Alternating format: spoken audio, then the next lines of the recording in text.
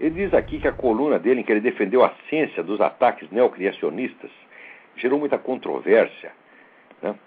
Então, leitores questionaram-me acerca da eugenia, das bases epistemológicas do darwinismo, do caráter laico do Estado e até da validade do discurso científico. Acreditar na ciência, sugeriram alguns, exige tanta fé quanto crer em Deus. Daí diz ele, será? Aceito a provocação. De modo que vou tentar mostrar hoje por que a ciência não é uma religião. Comecemos pelas semelhanças.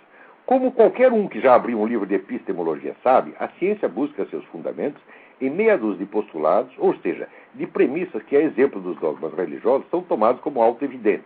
Isto é, considerar verdades verdadeiras sem necessidade de demonstração. Para o monoteísmo, sentenças como Deus criou o mundo constituem verdades inquestionáveis. Já na ciência, quem desempenha esse papel são princípios como de identidade e não contradição. O primeiro afirma que se A igual a A, então A igual a A.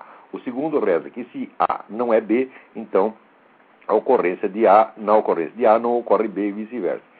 Note bem o que ele diz. Tá? Ele diz, dos dois lados existem premissas não demonstradas. Premissas não demonstradas da ciência são as premissas dos princípios da lógica.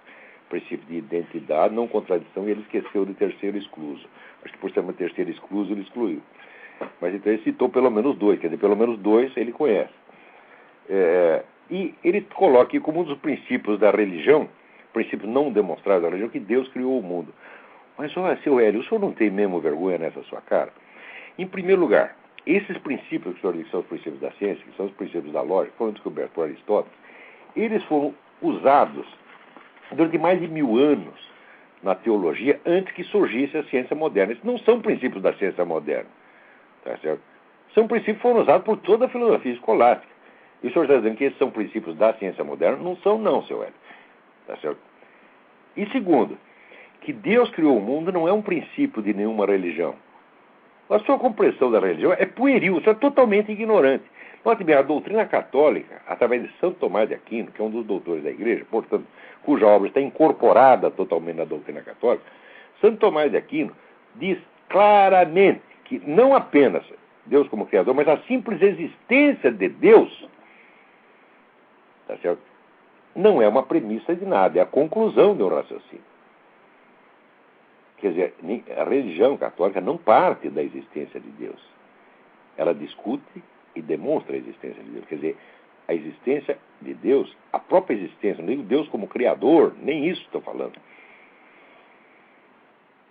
Ou seja, se você não sabe o que é um princípio, não sabe a diferença entre uma premissa e uma conclusão, para de dar aula, tentar dar aula de lógica na Folha de São Paulo, seu Zé Mané.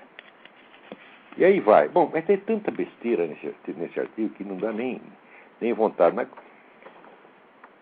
Agora, uma coisa engraçada nesse artigo é o seguinte, ele pega, né, ao discutir a religião, ele atribui qualquer besteira à religião. Como, por exemplo, acabou de atribuir a ideia de que Deus criou o mundo é um axioma. Não é um axioma, isso é a conclusão do raciocínio.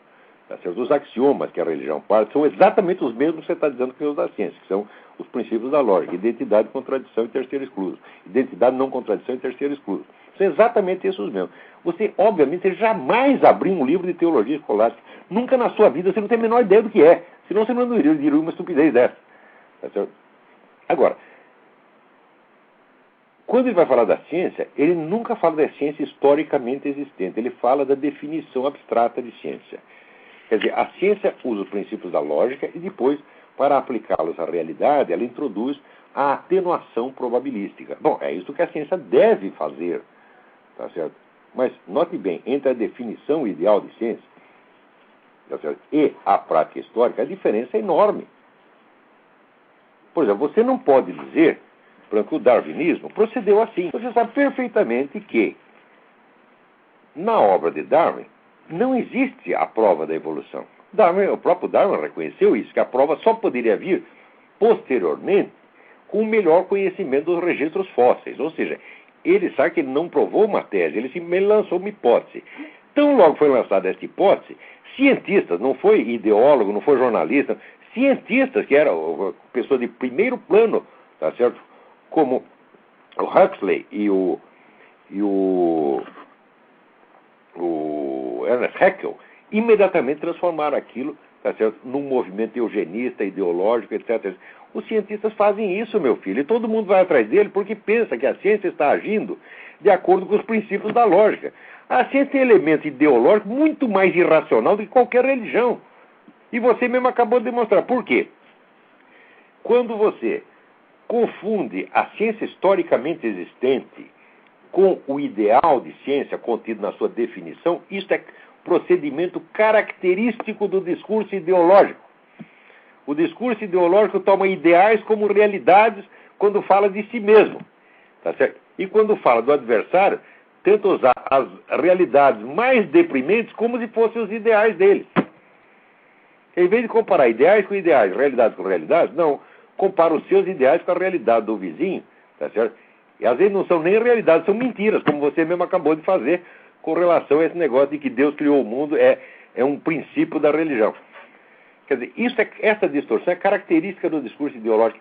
É a estrutura mesma da lógica ideológica. Quer dizer, o que você está fazendo aí é pura ideologia, e pior, nem sabe.